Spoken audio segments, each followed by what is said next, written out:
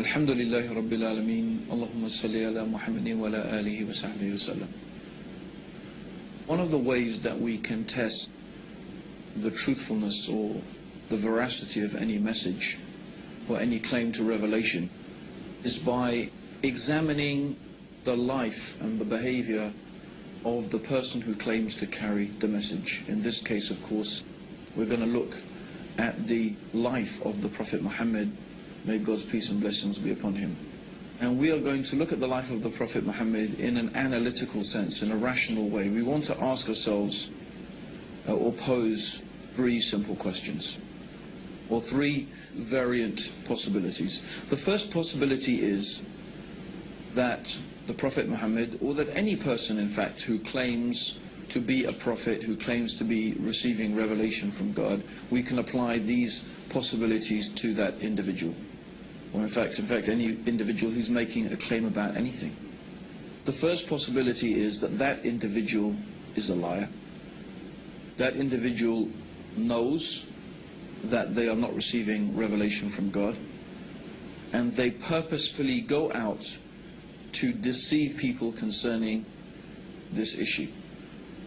Now obviously such a character, such a personality would display various characteristics, and that there are certain things that would necessitate the effectiveness of such a deception. We'll examine those issues just in a minute. The second possibility is that the individual is not a liar. The individual sincerely and truly believes that they are receiving revelation from God, but they are deluded. They are perhaps suffering from some type of psychotic mental condition. Perhaps they are suffering some form of delusion, but the person sincerely and truly believes that they are a messenger from God. They are not lying, they are not deceiving, they actually truly believe it. And such an individual will also display certain characteristics, certain attributes, certain ways of behaving. And the third possibility is, of course, that that individual is telling the truth. That individual actually is indeed receiving revelation from God. What we want to do is apply this analytical approach to the Prophet Muhammad. And we don't have time to examine in depth and in detail the whole life and the character of the Prophet Muhammad. So what we want to do today, very briefly, is begin by discussing what the opponents of Islam have said in their arguments about the Prophet Muhammad. Now, being opponents of Islam, of course, they are not prepared to accept the third alternative, that Muhammad, may God's peace and blessings be upon him, was a prophet. So they have to find some other explanation. They have to come to some other conclusion as to why Islam is the way it is. How did the information in the Quran come to be the way it is? How do we explain the behavior and the life and the teachings of Prophet Muhammad and the whole of Islam? Since they can't accept that he is a prophet of God, they must find an alternative explanation. Now, one of the oldest polemicists against Islam was a man called John of Damascus. John of Damascus was a monk who wrote some of the first actual written attacks against the Prophet Muhammad. Of course, in the life of Prophet Muhammad, he suffered many attacks and many insults and many abuses by the Quraysh. But this was the first constructed attack against the Prophet Muhammad, and even these writings exist today.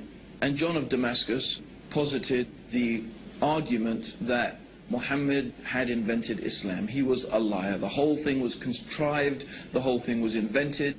And in order to explain the information in the Quran, John of Damascus said that the Prophet Muhammad learnt it from a Nestorian priest. A Nestorian priest, the Nestorians are a sect of Christianity.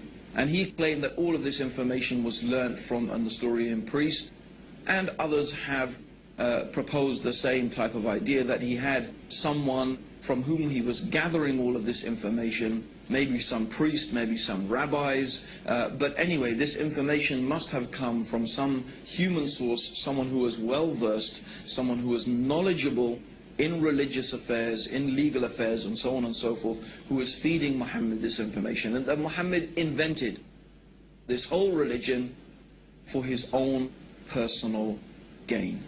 So this is one proposition. Now, some modern writers have taken that same approach, but they have tried to give the cloud, as we could say, a silver lining. They said, yes, Muhammad invented Islam, but his intentions were good. He invented it because he found his people in such a bad condition that he wanted to improve their condition, and he decided that monotheism and removing them from idolatry was the best path to their reformation. But it still leaves the question, from where did Muhammad get this information from that we find contained in the Quran and in the teachings of the Prophet Muhammad? It still leaves us with the position that he must have lied, he must have invented it, he must have got that information from somewhere. So this is one particular group of writers have gone down this line. And they obviously will not accept that the Prophet Muhammad is a messenger from God. The other group has taken a different approach. They examined the life of Prophet Muhammad, and they said that, well, everything we can see about this man, from his character, from his personality, from the way that he behaved, from his personal characteristics that he displayed to his wives, to his companions, and so on and so forth, shows that this man genuinely believed that he was a messenger of God, because he did not behave in the manner and with the characteristics of a liar. In fact, as we have previously mentioned, he was known amongst his people for his truthfulness, his trustworthiness, and his honesty. One of the nicknames that the pagan Arabs had given to Prophet Muhammad before he claimed prophethood was Al-Amin. And Al-Amin means in Arabic the truthful and the trustworthy. He was well known amongst them for his honesty, his truthfulness in his dealings, and his sincerity. And these characteristics the Prophet Muhammad continued to display throughout all of his life. And so they said, well, the Prophet Muhammad manifested this apparent and obvious sincerity and truthfulness. We don't find duplicity in his character. We don't find deceitfulness in his character. So they said, no, we cannot accept that the Prophet Muhammad was a liar. Therefore, we believe that he was deluded. He was suffering from some psychotic condition, some form of epilepsy, some neurosis that made him believe that he was a prophet, but he was a very sincere individual, although concerning the issue of being a prophet of God, of course, we don't accept that. This is what they claim. Therefore, they explain the life of Prophet Muhammad, and they explain him by saying that he was suffering some type of delusion. Now, what is interesting is when we bring both of these two ways of describing or explanation for the life of Prophet Muhammad together, when we bring them together, we are left with a problem. And the problem is this, is these two different ways of examining the life of Prophet Muhammad actually contradict each other. The first one says that we need to explain the information in the Quran.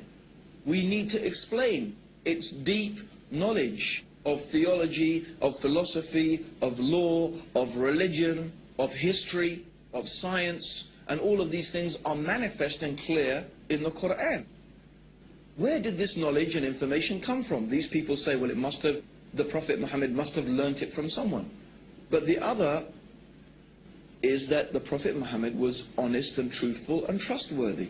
So on one hand, we need, or the people who are trying to attack the Prophet Muhammad and say that he's not a prophet, they need on one hand to say he was a liar, and they need to say that to explain the information in the Quran. On the other hand, they need to say that he was deluded, because that's the only way that they can explain his truthfulness and his sincerity.